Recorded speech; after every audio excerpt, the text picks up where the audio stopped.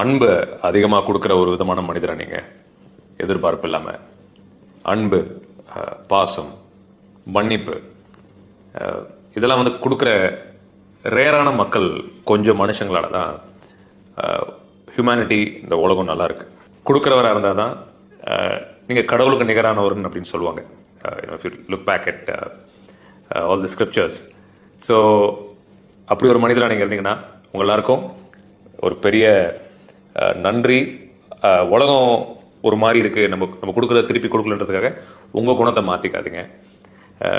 உங்களுக்கு யூனிவர்ஸ் ரொம்ப அழகாக ரொம்ப பெருசாக ஒரு விஷயத்தை கண்டிப்பாக கொடுக்கும்.